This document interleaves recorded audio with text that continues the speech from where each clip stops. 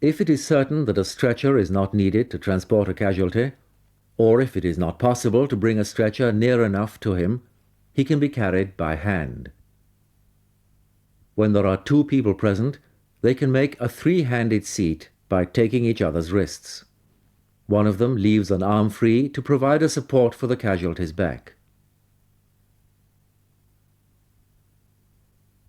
The casualty is first put flat on his back, then placed in a sitting position by one of the attendants standing behind him, who will take firm hold of the casualty's forearm. The other attendant bends the casualty's legs and brings him to a standing position.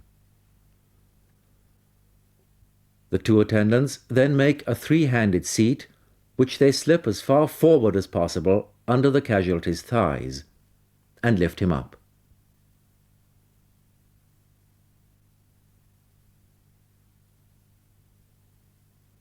The attendants can also make a two-handed seat to carry the casualty and at the same time support his injured lower limb.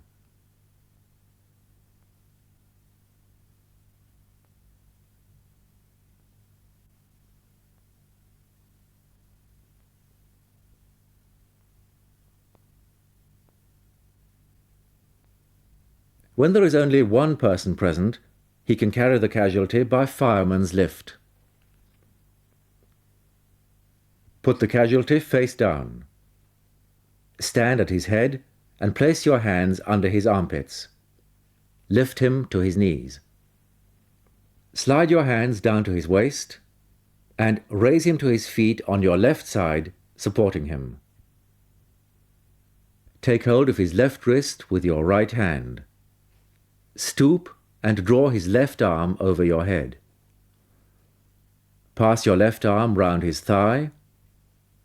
Straighten yourself, lifting the casualty, and change your grip.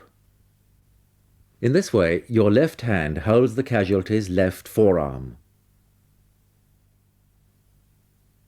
Your right hand is free to hold on to a handrail or a ladder.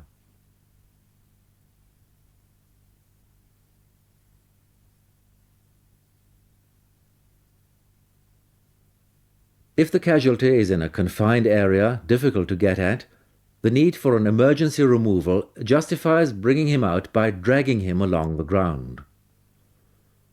Crawl up to the casualty, preferably backwards. Kneel astride him and place him on his back. Tie his wrists together with your handkerchief or any other piece of cloth available.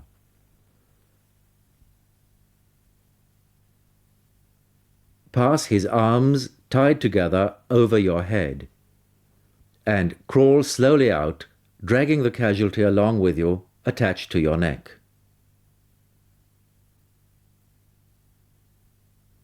A stretcher is used as much as possible in transporting a casualty. If a Neil Robertson stretcher is available, especially on board ship, its use is recommended. Here is the usual kind of stretcher being used. At least two attendants are needed for a stretcher. When the casualty has been placed on his back, they tie his legs and ankles together, putting protective pads between his ankles and his knees.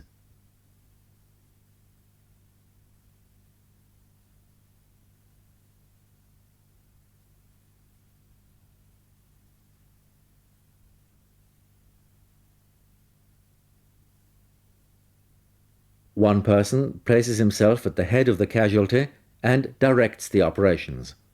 The other places himself astride the casualty's legs. Prepare to lift. Lift. Advance. It is essential that the movements should be well synchronized and not hurried. Prepare to lower. Lower.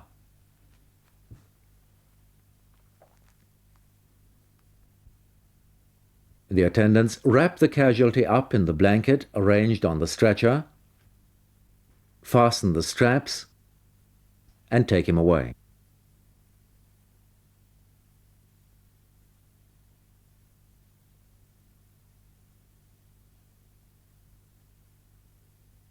Carry him head first so as to be able to keep a better watch over him.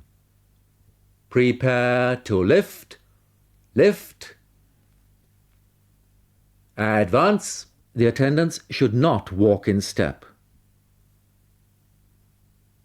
If injury to the spinal column is suspected, 4 bearers will be needed to transport the casualty, and special measures will need to be taken. 1 blanket is folded on the stretcher in such a way as to provide a cushion under the casualty's back.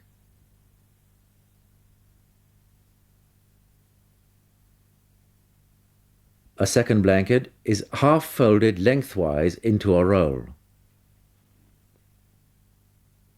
The roll is brought alongside the casualty.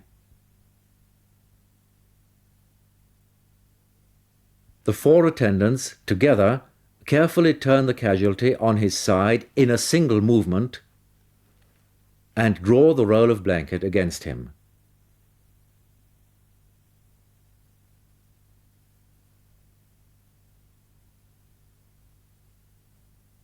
They then turn him again on his back, on the blanket, with the same movement.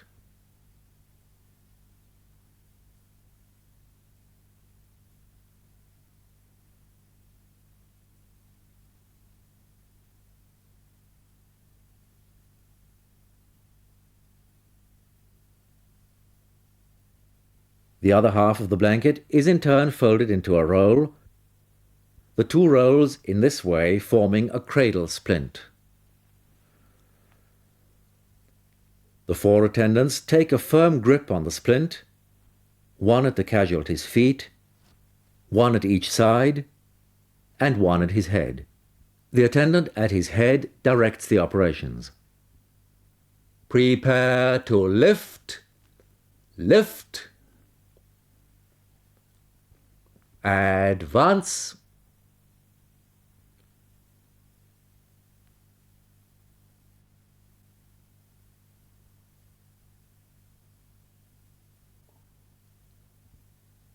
Prepare to lower, lower.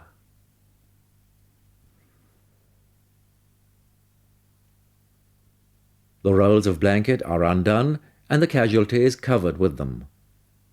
The straps are fastened.